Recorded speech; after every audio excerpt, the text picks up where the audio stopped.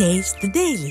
Salem Manikandan sir, மீண்டும் திமுக இந்த மாதிரியான கவர்ச்சிகரமான வாக்குறுதிகள்லாம் கொடுக்கறாங்க அப்படின்னா அது மக்கள் நம்ப தயாரா இருக்காங்களா?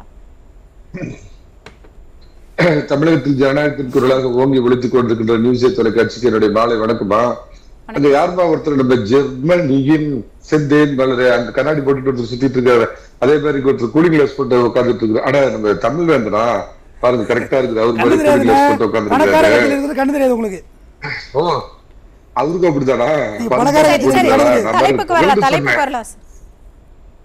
இல்ல அம்மா உணவகம் அப்படிங்கிற திட்டத்தை சொல்ல போனா பாஜக பல இடத்துல அதை அப்படியே சுவீகரிச்சுக்கிட்டு அடல்ஜி கேன்டீன் அப்படின்னு கொண்டு வந்து டெல்லியில, உத்தரப்பிரதேசத்துல, மற்ற இடங்கள்ல, குஜராத் உட்பட எல்லா இடத்துலயும் அதை இன்னைக்கு பயன்பாட்டுக்கு கொண்டு வந்து அதை ஒரு தேர்தல் வாக்குறுதியா கொடுத்து பெரு அளவுல வெற்றி பெற்றாங்க. எடப்பாடி பழனிசாமி பரிச்சார்த்தமா கொண்டு வந்த காலை உணவு திட்டத்தை காப்பி அடிச்சு இன்னொருத்தர் பெத்த குழந்தைக்கு வேற பேர் மாத்தி வச்சுக்கிற மாதிரி அதை கொண்டு வந்துட்டு இவர் சொல்றாரு. அதுல வேற ஒரு உருட்டுவாங்க.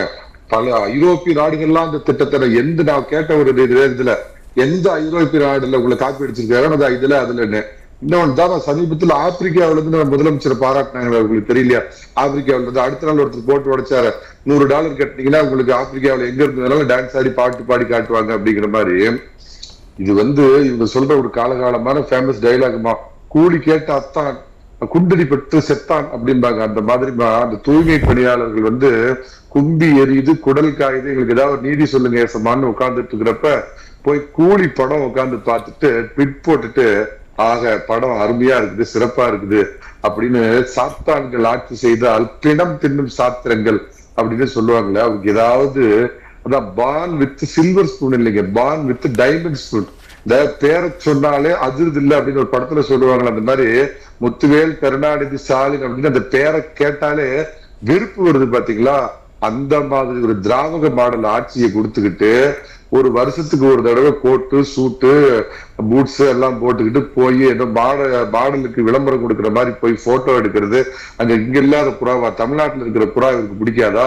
அங்க போய் புறாவுக்கு உணவு கொடுக்கறது. அவர் கிளம்புறது பாருங்க, ஏதோ இந்திய அதிபர் இல்ல இந்திய பிரதமர் மாதிரியே பிளைட்ல கிளம்புறது.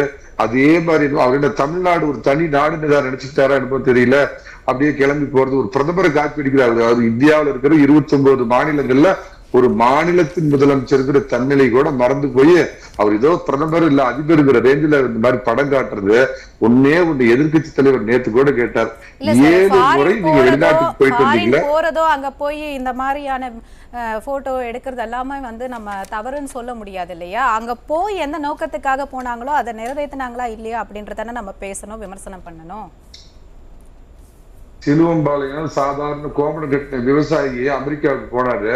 பொண்டாட்டியோட, மனைவியோட, குடும்பத்தோட போய் போட்டோ எடுத்து பேஸ்புக்லயும் ட்விட்டர்லயும் ரீல்ஸும் போட்டுக்கிட்டு இருந்தாரா? போனது தெரிஞ்சுதா, வந்தது தெரிஞ்சா? போன வேலை எதுக்கு போனோமோ அதுக்கு போயிட்டு நம்ம தமிழ்நாட்டுக்கு என்ன வேணுமோ அதை கொண்டு வந்தாரா? ரீல்ஸ் போட்டுட்டு நல்லா ஹேர் ஸ்டைல் மாத்திட்டு போட்டோ எடுத்துட்டு மனைவியோட போஸ் கொடுத்துட்டு இருந்தாலும் அவர் குடும்பம் தான் கூட போச்சா? அடிப்படை வித்தியாசம் பாருங்க. ஏன்னா அவர் சாதாரண விவசாயி, சோத்துக்கு பொறுக்கினவரு, கஷ்டப்பட்டு கீழே இருந்து மேல வந்தவருக்கு மக்களுடைய கஷ்டம் தெரியும்.